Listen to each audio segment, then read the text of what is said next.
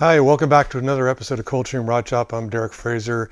In the last episode, we finished putting the rear end and the 40 Plymouth chassis in the front end.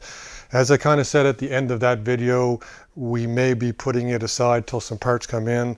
Right now, the decision is that I'm going to start working or go back to working on the 32 5-window New York Coupe. I'm going to try and finish it off and then go on to the 40 Plymouth. Nothing really has stopped with other project except for the New York Coupe. We kind of have a deadline on it to have it done by October 1st. So we're going to put a push on. And as I said, I think in the end of the last video, there's a few more things to do on the New York Coupe. A lot of the wood has to be replaced, but we made wood for it when we were building the Moncton Coupe. So I won't cover making the wood when I put it in back in this one, but I'll cover installing it. But I think the first thing we're going to attack when we get back on this is across the top of the roof here. There's a lot of dents and there's some cracks and whatnot. I'm going to focus on trying to straighten all of that out, either fix some of the dents or put metal patches in, or not 100% sure what. But anyways, watch along in this video as we go back to working on the New York 5-window coupe. So I decided to work on the passenger side of the 32 5-window coupe roof. So far, it looks kind of like what we had to deal with on the Moncton coupe. There is a lot of rust and kind of repair I'm going to have to do on the underside. I removed the wood above the door, and as you can see, there's really not much left of it. So we do have other pieces already made up from when we did the Moncton coupe. There's a complete set of wood above the doors and wood above the roof. The other thing I started doing a little bit of was I started knocking some of the dents out, and they were pretty deep. So when I knocked them out, there was high spots. So I had to do a little bit of heat shrinking onto it. There's still more to do here because I couldn't access it from with the wood in its place. And also I had to do a couple little spot welds here to stitch a little bit of the metal back up. Along the back, I had to stitch it a little bit, but I mean, there's a nasty hole here that I'm going to have to address as I go through this. Not sure where it'll fit, may fit in this video, but at the moment I'm going to concentrate on doing some repairs here above the door and seeing what's kind of salvageable. I'm going to have to take the rear window wood out. The bottom of the rear window wood is definitely going to have to be replaced. And maybe even the back piece. It depends on what it looks like when I get it out here. So I'm going to carry on with that a little bit. I'll try and do some time lapse here of knocking the dents out. I don't have a power planishing hammer. So what I've been doing is I've got this air hammer. I turn the air down on real low, and then I use a dolly on the other side. If you use that on high, you're going to stretch the crap out of the metal. But if you put it on low, you can actually get quite a bit of it out. So there's still quite a bit more work to do here. I'll try and do a time lapse of me working on the top of this, and work continues.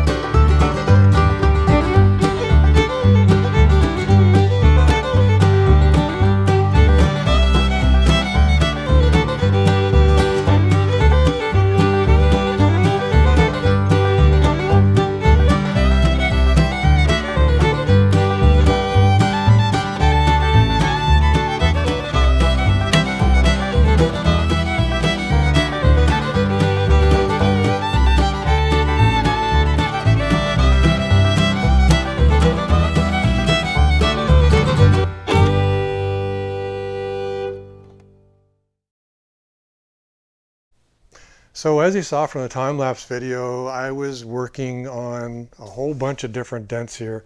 This whole side here of the top was severely damaged.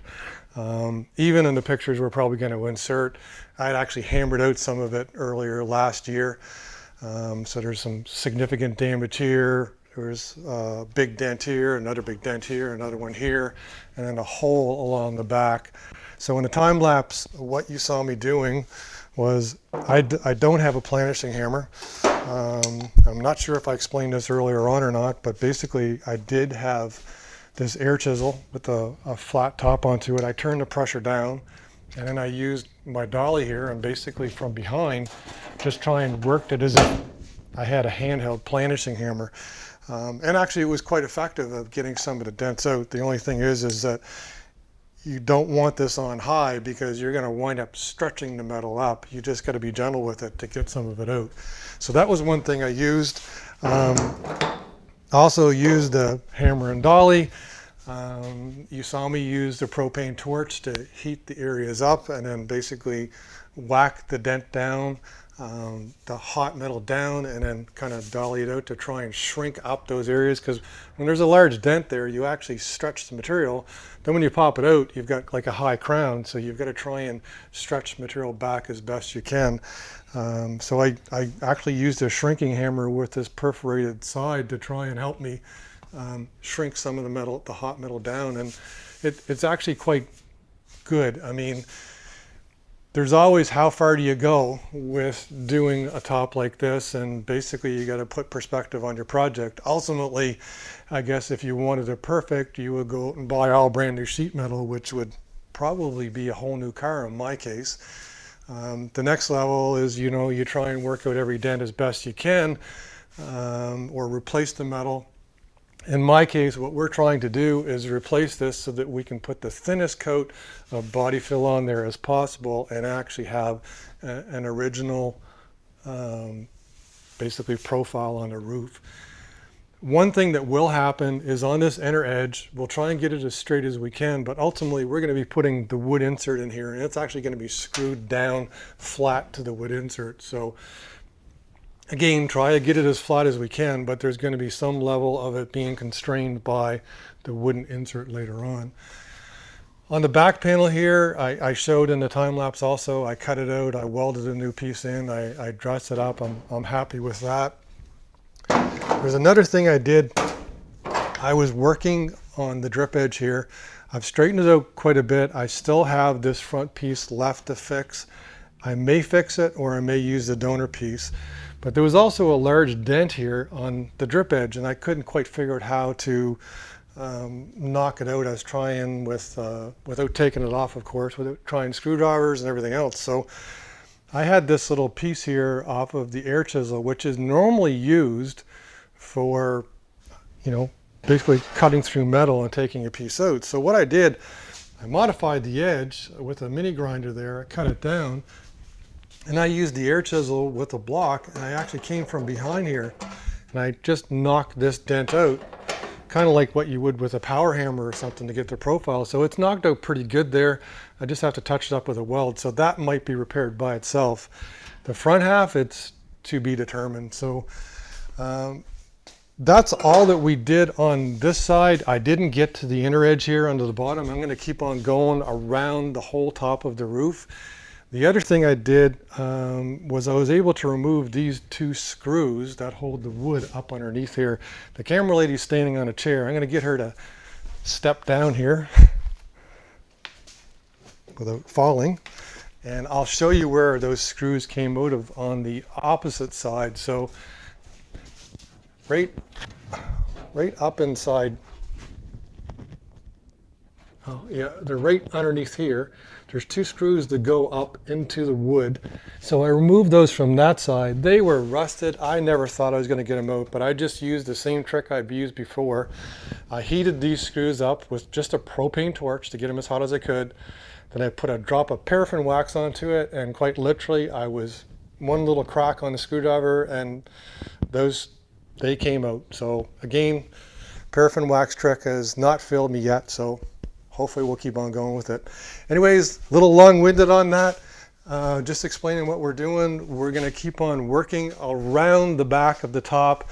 There's not as much damage over on this side. There's a bullet hole, well, 2 bullet holes and a couple little things to do. So I'll make my full lap around the top and then I'll switch to the under side. That's it for this week. Hopefully you enjoyed it. Please like, share, tag, and subscribe. Of course, tell me what you think in the comments. Everybody have a great day, a great weekend. Take care.